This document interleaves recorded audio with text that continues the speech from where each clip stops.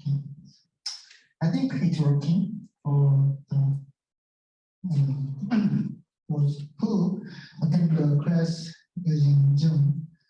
So, okay, so let's review what we learned in the previous class.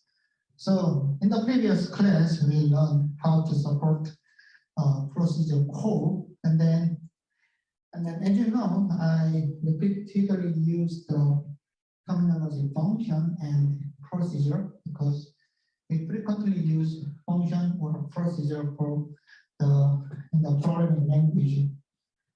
And then actually we frequently use function because if we write a function for certain some program code, then we can repeatedly call this function, and then we don't need to write the same code.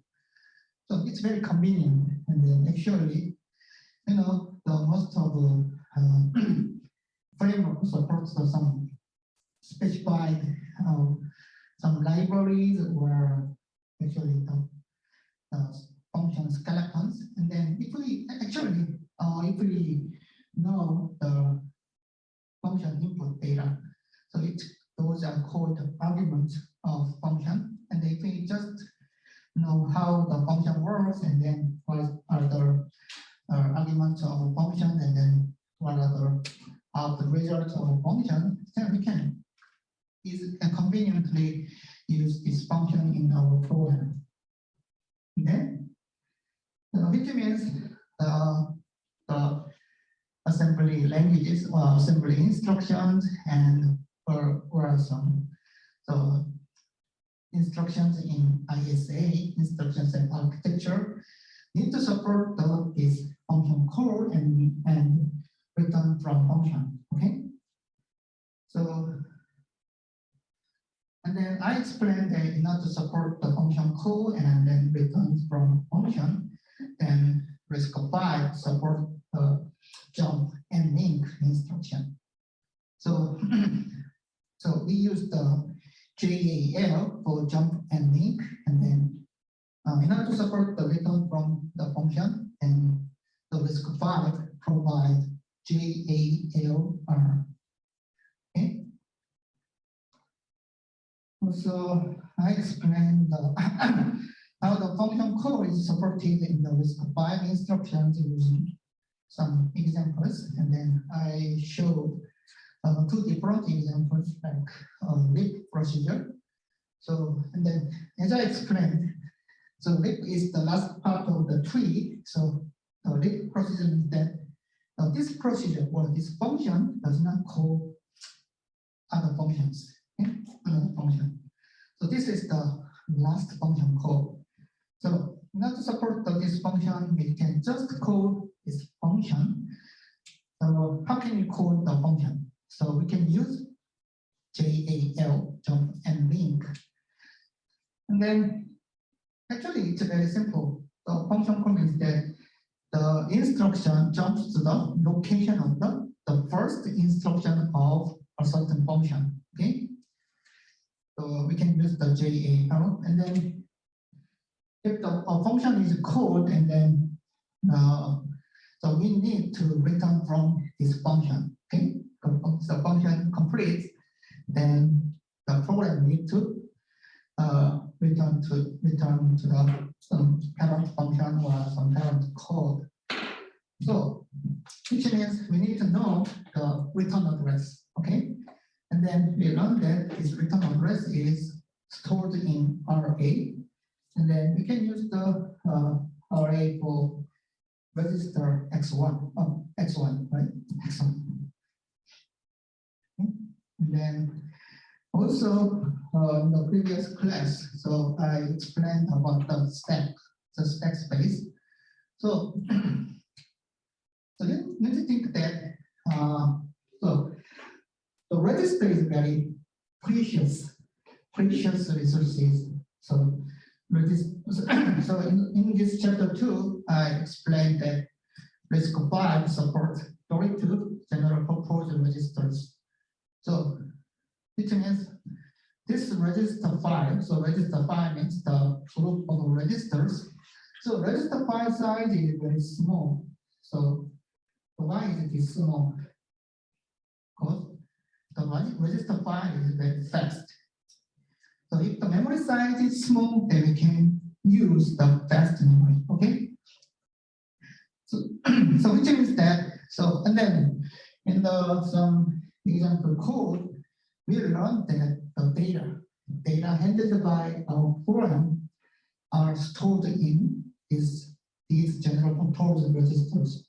But the number of general purpose registers is very small, but it's very precious.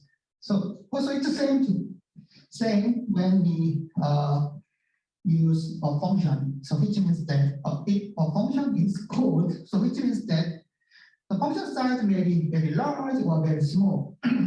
But usually the function size is large because if the function size is very small, so for example, if we just support the add operation with a function, so we don't need to use a function, this function, right? We can use just plus operator in C code. We don't need to use function, okay? But usually the function size is a relatively large, so which means that the instructions in this function need to handle general purpose registers frequently, and then actually this function may require some large number of general purpose registers. So which means if a function is called, the function is relatively independent instructions. So which means some registers can be handled by, so used by parent functions, but if some big function is called, these registers also need to be used by its calling, the called function, keep calling. So we need to store these registers in the stack. It's a temporary memory space. So we need to stack this some data is stored in the stack memory when the function is called, and when the function completes its operation, the register state, the register data is restored from its stack space. Okay. Okay. Also, we know how the registers are handled by caller and callee. Okay. So we can use these conventions. Okay. And then also I explained the non-default procedure. Actually, this is the recursive function. So which means this function calls its own function. Okay.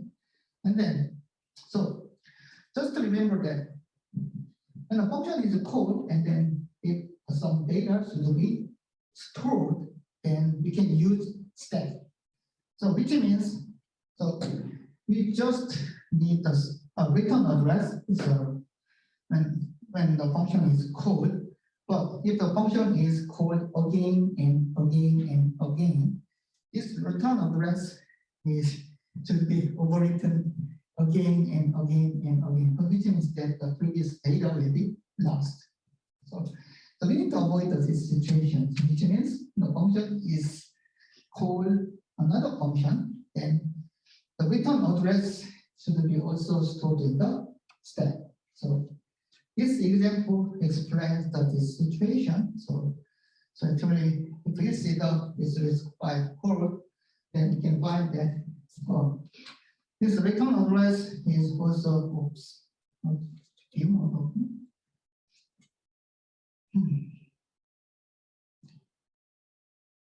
the return address.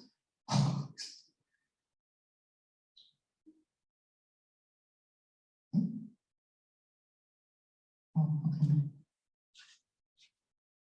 Oops.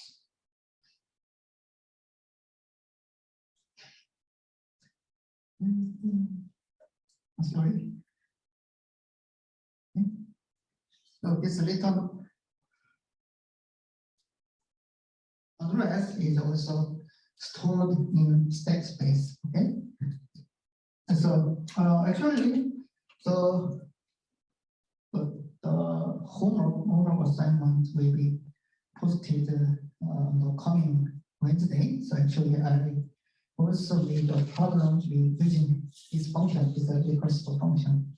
So as I explained during the class, so this recursive function code is a little bit tricky. It's difficult, also difficult to understand. So, but it's very. So actually, I like make some questions using this recursive function.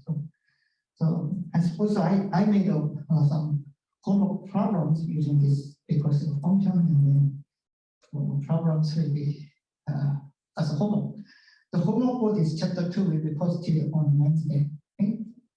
So try to understand this recursive function code and how the recursive function is handled in the assembly instructions or RISC-V assembly code. Okay. Yeah. So I hope I can conclude the chapter 2 in this class, but I think I cannot. But I explain. Okay. I explain the remaining part of the chapter 2 in the current class, and then maybe some part in the next class. Okay. So let's think about the memory layout. So it's a little bit some different topic of this chapter 2. So actually in chapter 2, we learned about the RISC-V instruction sets. The instructions of the RISC-V ISA, which means. So we learned how the RISC-V provides some instructions for certain operations. For example, the RISC-V provides the arithmetic instructions not to support arithmetic operations, obviously. And then also we learned how to operands are handled by these different types of instructions. So we learned the archive instructions, so which means that these archive instructions can use the two input registers, and then also the result is stored in the destination register. Also, we learned about some data transfer instructions, and then also how to handle the immediate data. And then we also learned about the control instructions, like branch instructions. Also, in the previous class, so we learned the jump instructions like JAL or JALR. So this is the jump instruction. It's not conditional branch because there's no conditions here. So actually, we learned about some instructions supported by RISC-V ISA. And then this is somewhat different topic, so memory layout. So actually, in the first class of chapter 2, I explained that the computer processor, instructions are executed by a computer processor, then the states in these processors are changing. In what state? So state means the data is in the processor, but I specify that only register files and memory, the main memory, the data in main memory are changed by these instructions. Also, if you see that this previous this code, this RISC-V code, then we can find that the data in the memory are handled by these instructions. So if we see that this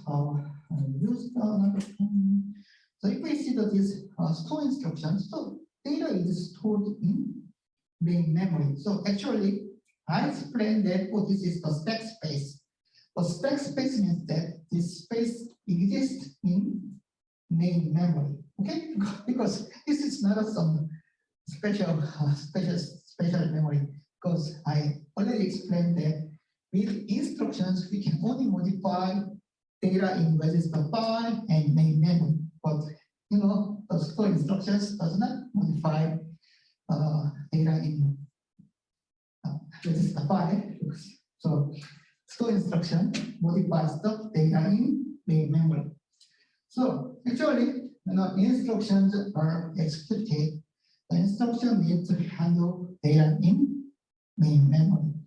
Also, I also explained that these instructions.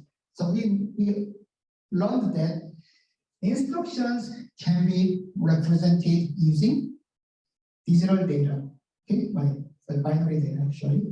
So which means, so we cannot distinguish this data with other normal data. So normal data can be also represented using digital data. We cannot distinguish. And then I already explained that. So actually, instructions.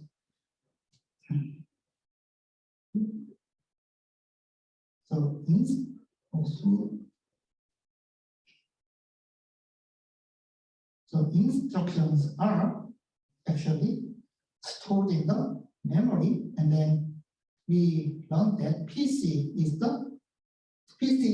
an address that is pointing these instructions. Okay, so we can access instructions in main memory with the PC address. It's a program counter. So which means instruction itself, instruction itself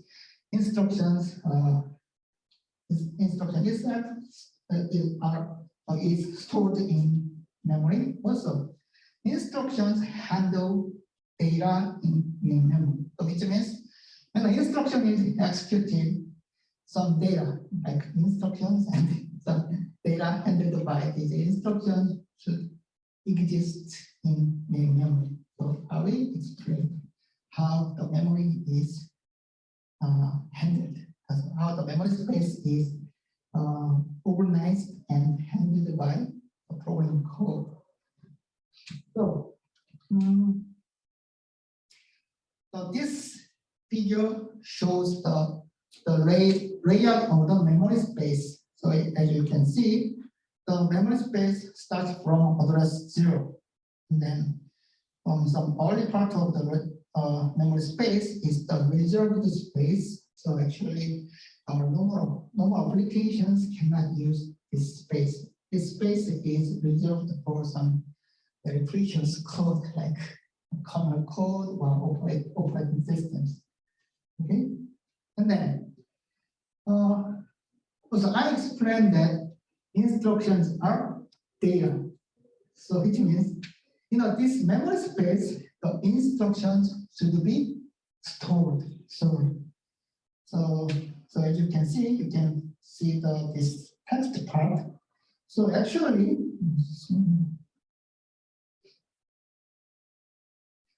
in the text part, we just store the program code. So which means just the instruction.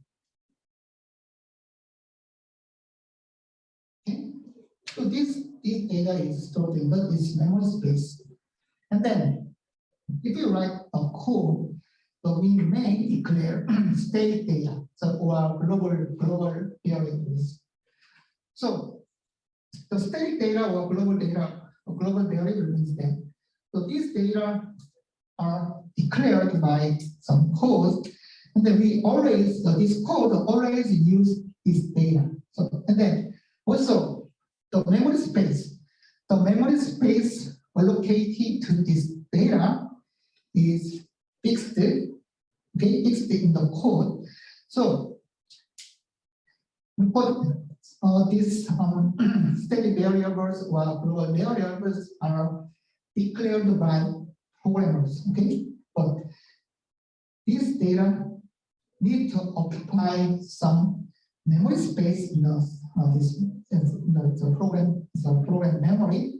So above this text part, the program stores the state data. Okay, this data is declared as the state type in C or some global variables in C code. Also, we can dynamically allocate some data with some syntax or instructions in C. So we can use the memory allocation function, so called malloc in C, or we can use new instruction in Java. So this data is dynamically allocated in memory. So the size of this data can be changed during some execution of program code. So this data is called dynamic data. And then actually the dynamic data is stored above the static data part. And then actually dynamic data increases to this direction. So from low address to the higher address. And then also in the previous example, so we learned that so we need to a special space called stack. So in a stack memory, the data is temporarily stored. Then as you can see, the stack address starts from the last address of this memory space. And then stack address is decreases from higher address to the lower address. Okay, so stack grows for this direction, and then dynamic data grows for this direction. So some previous generation, so very good. So long time ago, so actually the memory size was very small. So sometimes the dynamic data size is very large. Sometimes so we can allocate the very large space for the dynamic data. Also the stack grows from this direction. So sometimes it's the problem of error.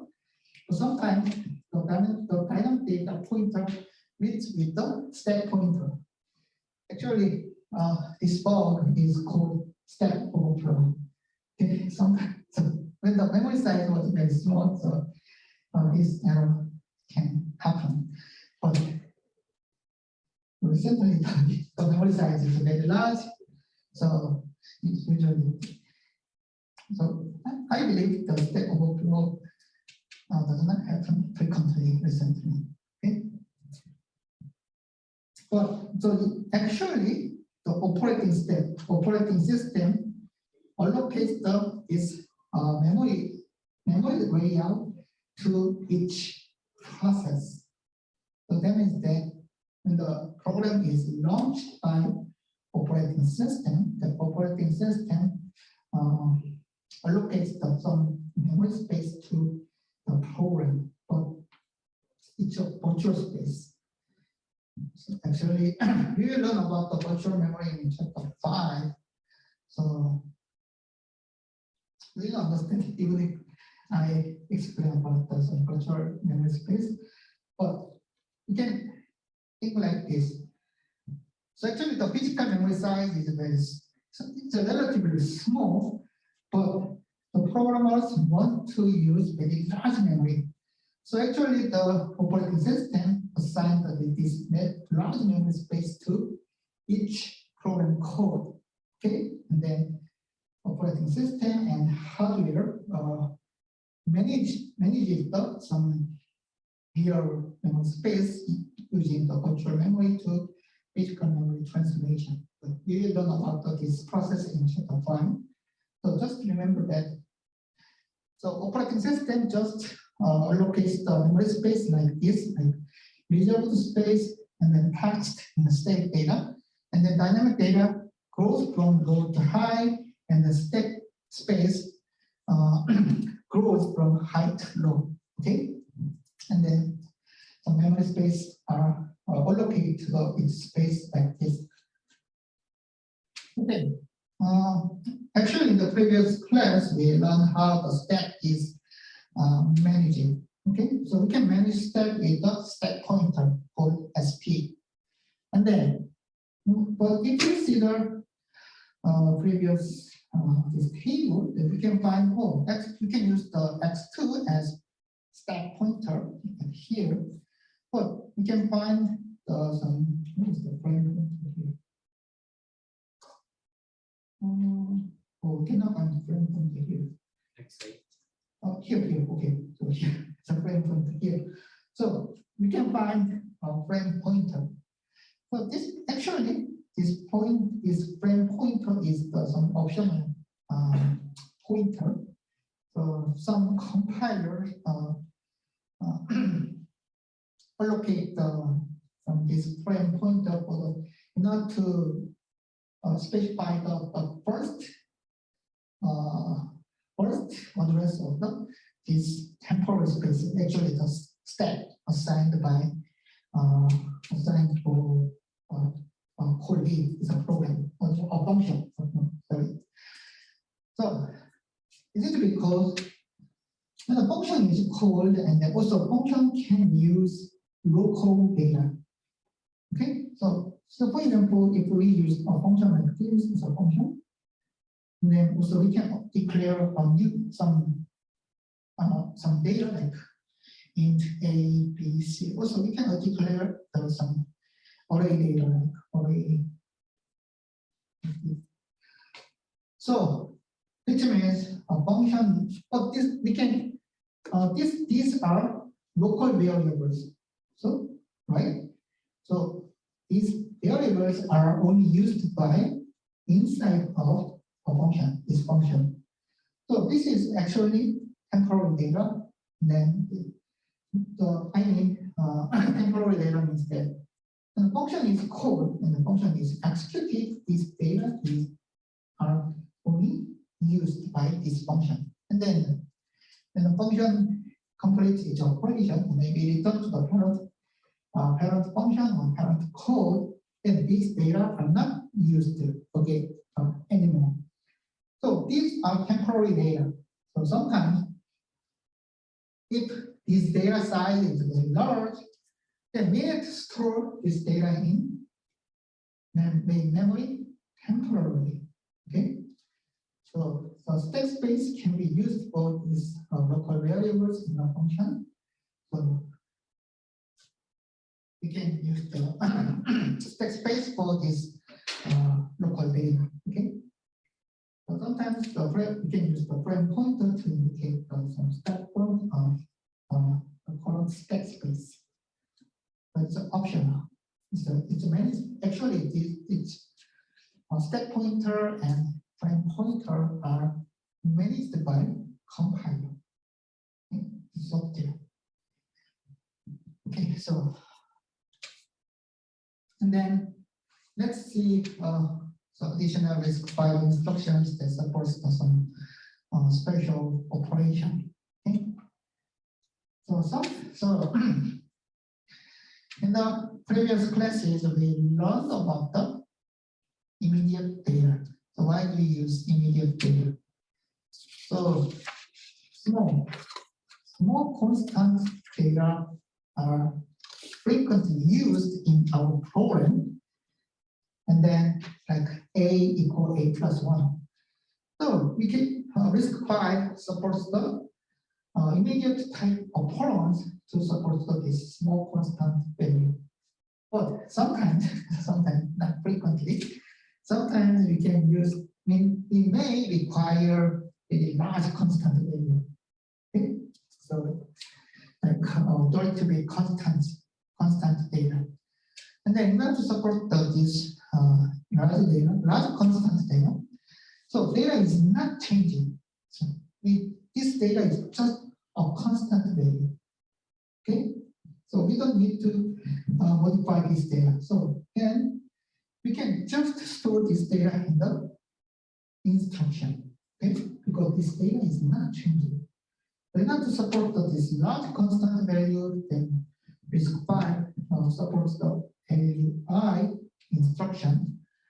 So actually, when we use the immediate type instructions, then you can just handle 12-bit data, 12-bit binary number, the signed number, 12-bit signed binary number. But in order to support the very large constant value, then we can use the LUI, and with the LUI, we can just handle the 12-bit constant. And then this 12-bit constant is stored in the bit number 31 to bit number 12 of destination register, like this. Okay? So think like this. The size of instruction is very big. So we cannot handle, it's very difficult to handle a large data because the instruction size is just very big.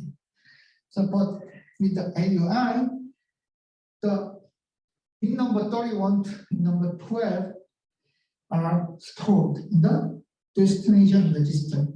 And then the remaining part, so from bit number 11 to bit number 0 are filled with zeros like this. And how can we fill this part? So we can use add I instruction.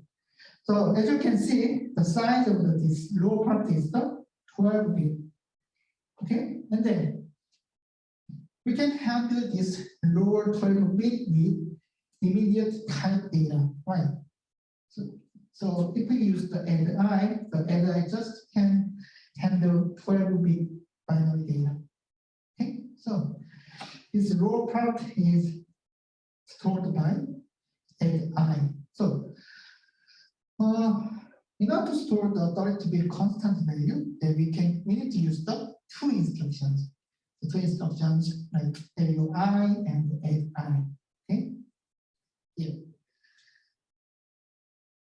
So some special instruction. Also, let's see how can we represent the branch instructions in a binary data. Okay. So let's see the branch instruction like BQ, RS1, and then RS2, and then this is the target. So if we see that this BQ instruction, okay, this is instruction name, and then you can find, this is the two source registers, and then, this is the target. The target is the constant. Oops. So constant. So we can use immediate data for this target data because this is constant, and then there are two source registers. So there are two source registers and one immediate data. It's very similar to immediate type instruction. Okay, right. But so actually the immediate type data, I-type data handles the one RS and RS1 and one RD, right? But BQ requires the two source registers, which means it's similar to store instruction, right? The store instruction just requires two source registers, and then store instructions require one immediate data to represent offset of the base address. Right. So it's very similar to store instruction. So we can use the same format for this to represent the conditional write instruction, but it's a little bit different. It's because so how the target is represented. So what that means, which means the branch instruction is executed, and then if the condition of this branch instruction is true, then the PC is changed like PC plus target multiplied by 2, right? It's a little bit different. And store instruction is executed and the address is generated, then actually is when the store instruction is executed is immediate plus base actually RS1. So actually this part is different. So the conditional write instruction is a little bit different from the store instruction. Actually, this part is the same, so we can use the OP code and then function field and then two source registers in the conditional write instructions, but immediate fields are represented differently. Okay? So actually the size of an immediate field is 12 bit. It's same, but it's a little bit different. In the store instruction, the immediate field is represented like immediate 11 to some part. Immediate, so this is the 4 to 0 and 11 to 5. This is the store instruction. Well, okay, as you can see, for the conditional branch instruction, the immediate field actually, so because it's multiplied by 2, so we can use the immediate field like in number 12 to 1 because it's 2x. And then, as you can see, immediate 12 is here, and then 10 to 5 is here, and the 41 is here, and then well, actually the immediate 11 bit is here. It's a bit different from the store instruction, but it's a little bit complex. Why? So,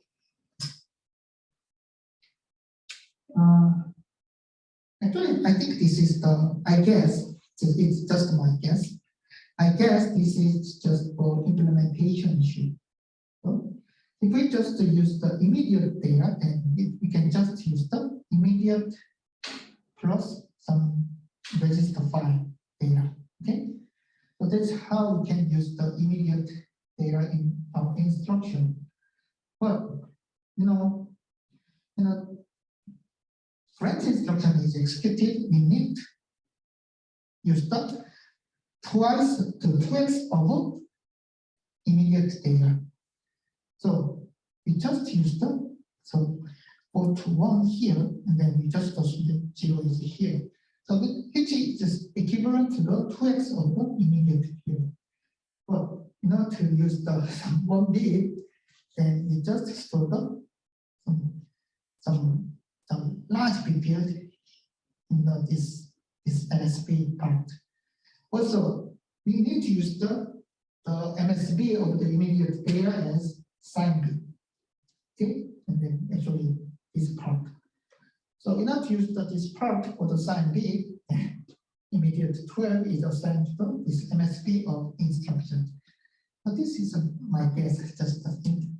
Okay, so I guess due to the implementation issue, and this file just assign the immediate data like this. It's a little bit weird. Okay, also it's a jump. Okay, and then if we just see the jump instruction like JEL requires the one destination register and target address. So because the ID uses just one destination register, then we can use the large part of the instruction as the immediate data. Okay, in order to support this immediate data, so we can find that the immediate data is assigned to the these 32-bit instructions like this. And then as you can see, this is also a little bit different from other instructions. Okay, well, this is just an implementation issue.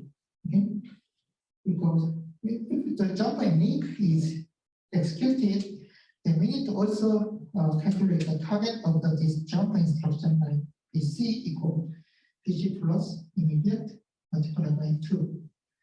Okay, it's the same issue. Okay. So this slide just summarizes the RISC-V addressing time. So there are several types of the addressing calculation and RISC-V instructions. So first we can use the immediate type data like this. Also, we can use the register addressing. Right? So which means that the instruction uses the data in registers like here. And then for the data transfer instructions like load and store instructions, we can use the base address type like immediate plus the base address stored in register file. Also, we can use the PC relative addressing. For the PC relative addressing, the conditional branch instructions and jump instructions use this PC relative addressing. Also, this is the encoding summary. So we learn how the RISC-V instructions are represented to the binary code. Okay, so there are several types of R type, I type, S type, SB type, UJ type, U type. Okay, so for example, the I type is there are no more arithmetic or logical instructions like add, exclusive, or some logical instructions. Also, I type is the normal immediate type instructions such as add I. And S type is the store type, so SD.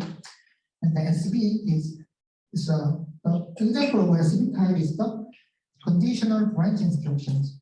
And then UJ, so we can use the jump and link, or jump and link, or for the, so we can use the UJ type or the JAL, and then we can use the U type for the LUI. Okay, so there are several types of this RISC-V encoding like this. Okay, so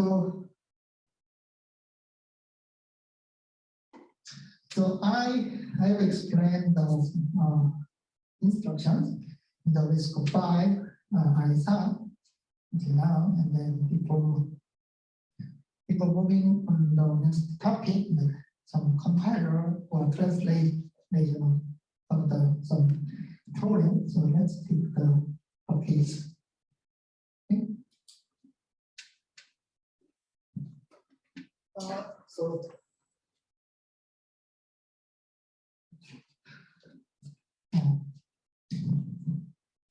it's about the 2.4.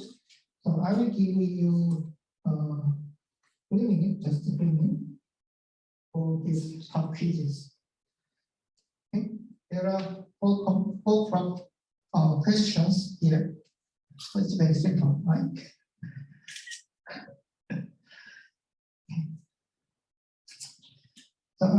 So I will resume the teaching and 2.8.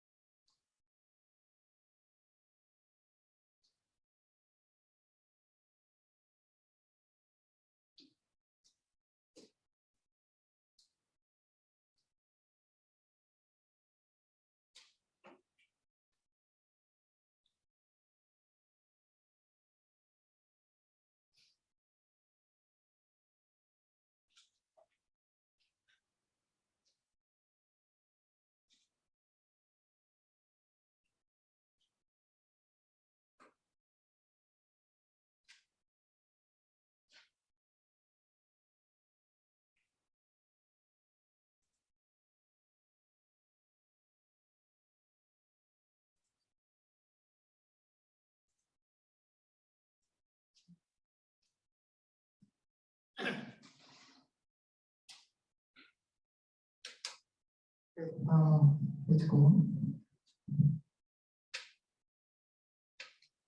Okay, so then now I also explain about how some special instructions like AUI. Also, I summarize how the instructions are encoded in our RISC-V ISA. And then, so this is also some different topic. So, and then I will briefly explain how our program is translated, which means that, so actually in chapter 1, I explained that we use the high-level languages, high-level programming languages such as C or Python. But in order to learn these programs on a computer system, then these programs should be translated. So which means that the high-level language code is firstly translated to assembly code, and then these assembly codes are translated into machine code. So binary data 10 10 blah blah blah. So in chapter 2, we learn how the instructions are defined in the RISC-V. Also, how the instructions are represented to the binary data. Okay? This is the encoding rule of the RISC-V instructions. And then let's see this part and this part. So now, if we write a high-level code with C or Python is so Python are very widely used, but Python is the interpreter-based language, so it's different from the C or Java. Okay, so just take note of Python. So we can write a code using the high-level languages such as the high-level language C or Java. Okay, and then these codes are compiled by compiler. So if we use the Linux operating system environment, we frequently use GNU C compiler called GCC. Actually, on a Windows operating system, we can use the different compiler because so Windows are made by Microsoft. But actually, for programming, so I frequently use the Linux operating system for programming because I work on some computer system related research, and then for this research, we use C code, C for some primary programming languages. Okay, so and then usually we program we write our program on a Linux operating system. So I frequently use the GNU C compiler, GCC. Okay. And also, these assembly codes are translated into the machine codes. So actually, about this translation, we also use the same compiler like the GCC, but when the final machine code is generated, then this operation is called linking. Okay. So let's see how the programs are compiled and how programs are translated into machine code. So this is the C program, and then so we can write the C code like print hello world /n and blah blah blah. And then if we write a C code, then this is the separate text file. It's just a text file, It's not a code. It's just this code just stores the text data.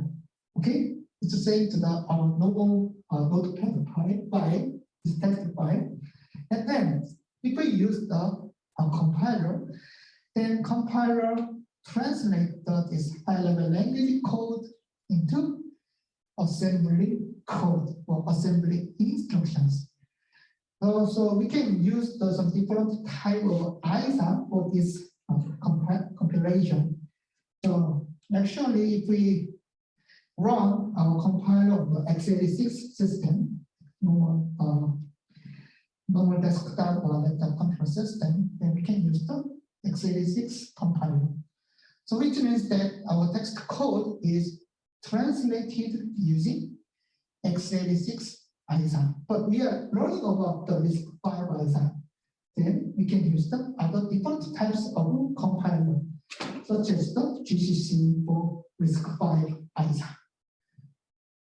So we can select some instructions architecture for this compilation. And then after this compilation, then the assembly code is generated. So this assembly code is the assembly code for our own high-level language code. So for example, if we just write the hello world.c, then assembly code is generated, but this assembly code is just for the hello world code. Okay.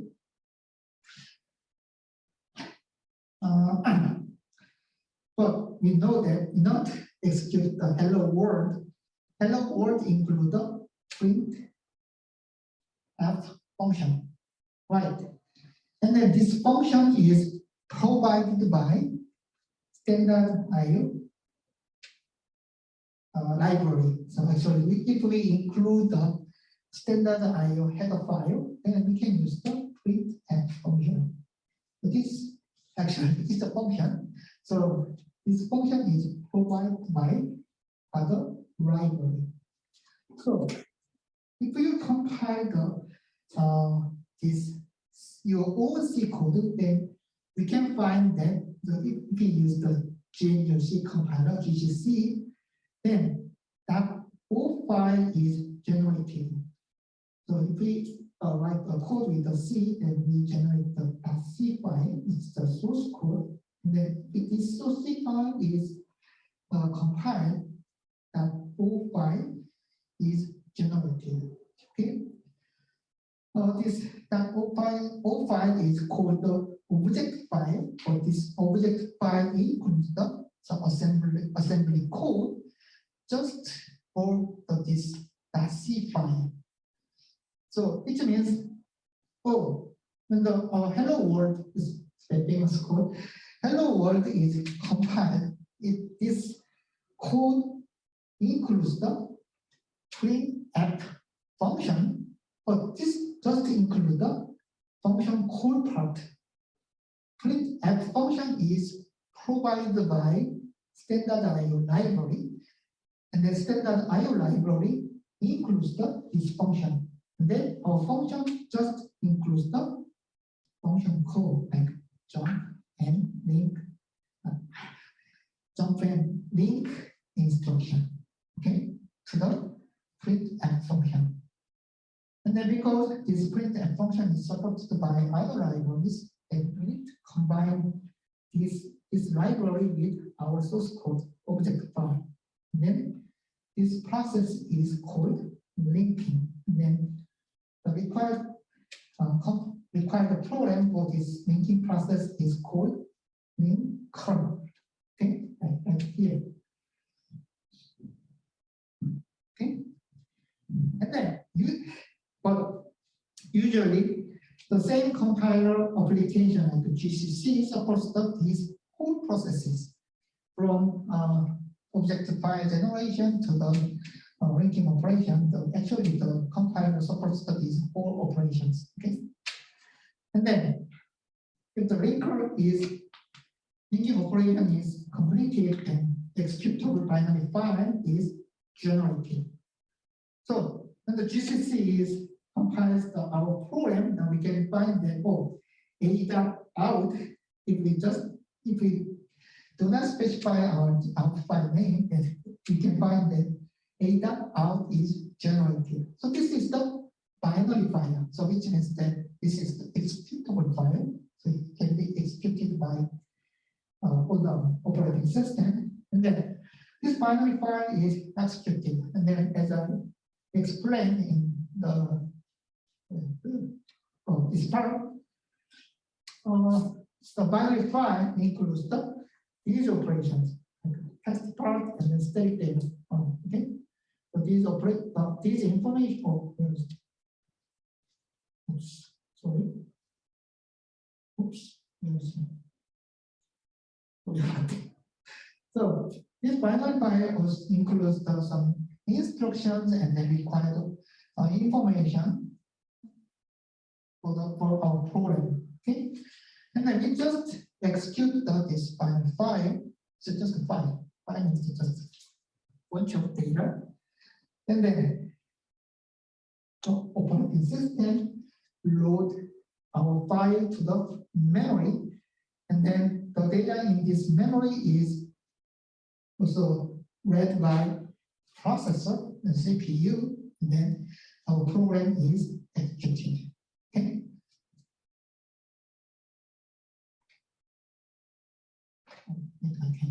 So actually this slide includes some information I explained. And then as I explained, our binary file includes these data. So our binary file includes some header data, so header information, and then header information just summarize some content and then object of this our binary file. And then text segment is just instructions. Okay, so the text segment is also stored or loaded to the main memory and then it's executed. And then static data segment is also included in our binary file. And then some location info for some other function call, and then other functions in the library are also included in our binary file, and then debug info. Okay, so some information required for debugging is also included in our binary file. And then, as I explained, so we can use some other functions from libraries, and then which means the library includes the compiled some compiled code, and then you have to use this already made functions. Then we can merge some libraries in our binary file. So as I explained, so for example, if we use the printf function, then standard library file, library part is also included in our binary file. And then, so during the linking operation, so I explained that the linking. So if we just use some functions in the library, then our file, our original file just has to jump to the function, target function. Okay. So and then the compiler needs to merge functions in the other libraries, and then also calculate the target of these functions. Okay. Right. Because we don't know the target of target. What target means the program counter for the target function, right? So then we don't know where some libraries are merged in our code.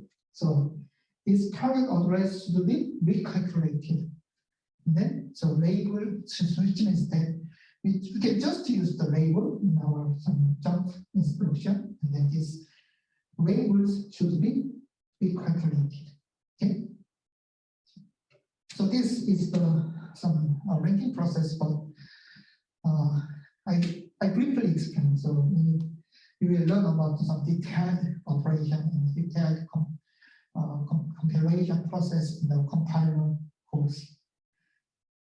Okay, and then loading. Okay, and then so loading means that. So I already explained that binary file. our binary file it's a file. So that means the binary file includes some information which is required for executing this binary file. But actually, the binary file is the data. So which means, so I just mentioned the text file. The text file is just a data, includes the data. Okay, right. And the binary file is the same. Binary file just includes the data. Okay, it's the same to the text file actually. But this binary file is executed, and then the loading of the binary file is managed by operating system.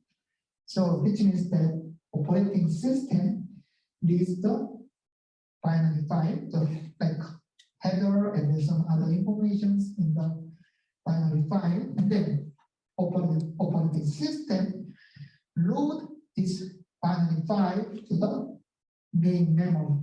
Okay, so load from image file on this disk into memory. So this is when the binary file is executed, then the operating system is the header of the binary file, and then it decides some required memory space. Okay, so you can also see the virtual address space. So as I explained, when our program is executed, our program is assigned to the memory space like this memory layout. But this is the virtual memory space. Okay.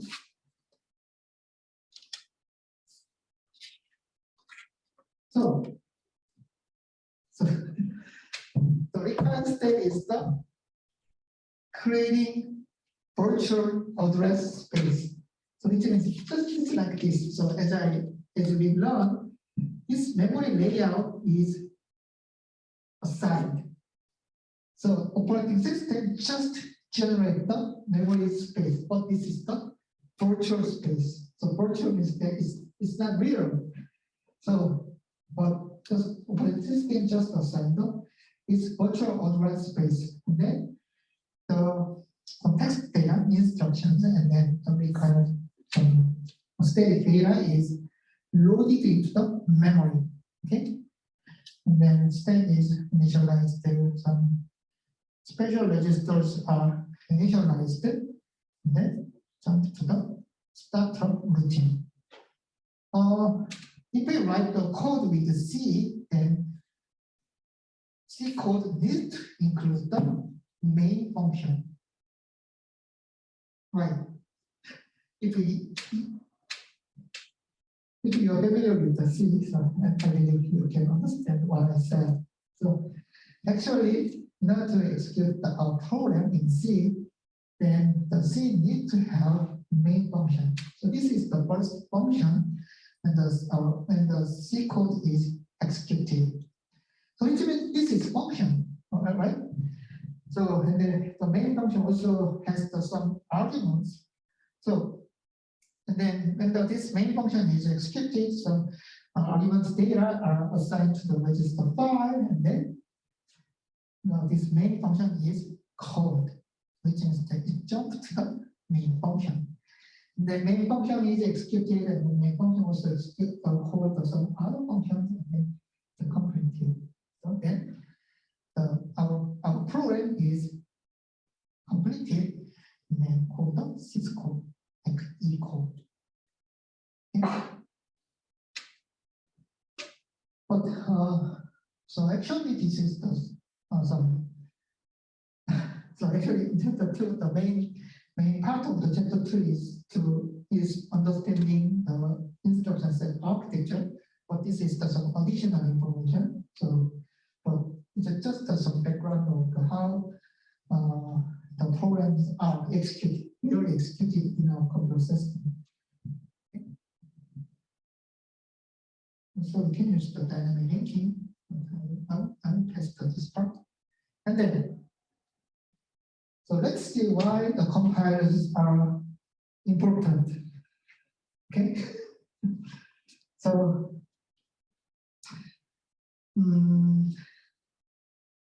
so we can use the GCC compiler for our C code. So for compiling our C code, but we can set some optimization level for our GCC compiler, like minus G or minus O1, minus O2, minus O3. So if we use the minus G option, which means that no optimization technique is applied. So which means our program code is just translated as is, and then no optimization approach is not applied. Okay, it's not optimized. And then we can also set some optimization level like O1, O2, O3. You know, O3 is the most optimized, generate the most optimized code. So we can set up this optimization level. So which means that the compiler needs to generate the more optimized code if we set up optimization levels. Okay, so let's see the some result like performance. So this graph shows the some code compiled by GCC on Pentium 4, the Linux. So and then based on the optimization level, we can find that it's a relative performance. We can find that if we apply the optimization, the compiler optimization, then the performance is improved. So we can find with the O1 and O3 the optimized the performance is very similar. But if we just apply the compiler optimization, we can find that performance is improved by about more than twice, so about 2.5 times. Why? So we can performance is improved, which means that execution time is decreased, right? And what is the execution time for? Equation is instruction count or CPR period. But it's the same machine, so clock period is the same. So which means, this part can be changed by compiler. Okay. So actually, the clock cycle is a number of clock cycles is proportional to the execution time. Okay? And it's inverse of the performance. Okay, well, let's see the instruction count. So if we just compare the instruction count at the compilation, then we can find that instruction count is reduced by compiler optimization. Okay, that's why the performance is improved because IC is decreasing. How about the CPI? So if we just focus on the CPI, we can find that CPI is increased, which means it's not good for the performance. Why? Because the CPI is increased and the execution time is also increased. But what we can find is that instruction count is dramatically decreased. Right?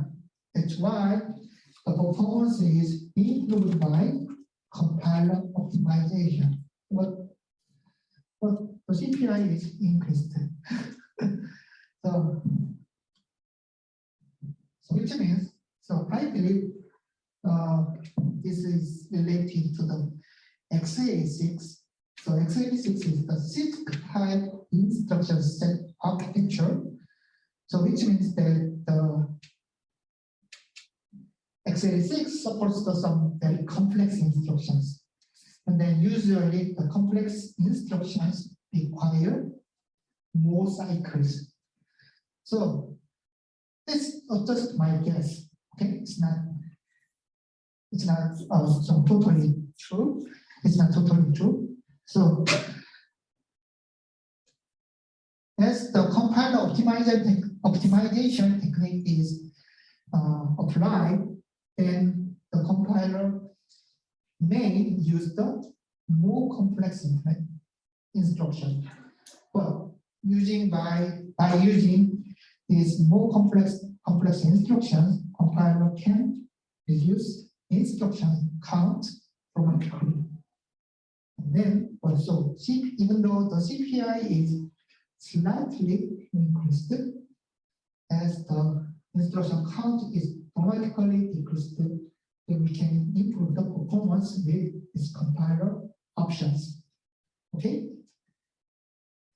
It's very interesting. So even though it's the same code, it's the same source code, but based on the compiler optimization level, the performance can be changing.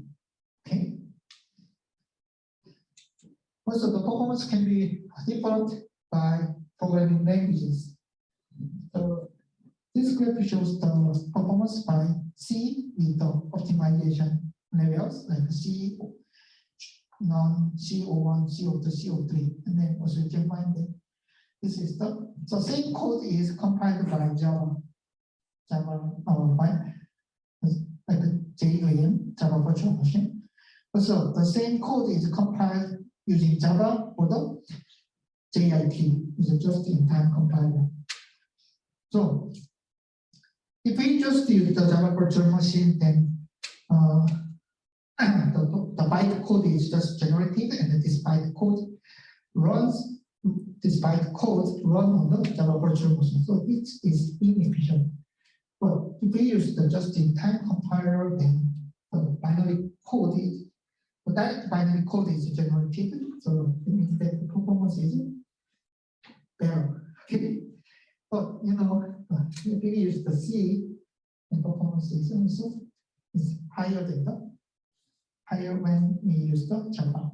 Okay. So that means that the performance of our program are also influenced by programming languages. And then usually the C is the most efficient, the most powerful programming languages. Usually, it depends on also programs. Okay.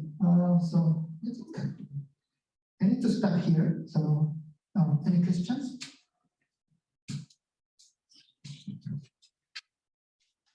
Okay. So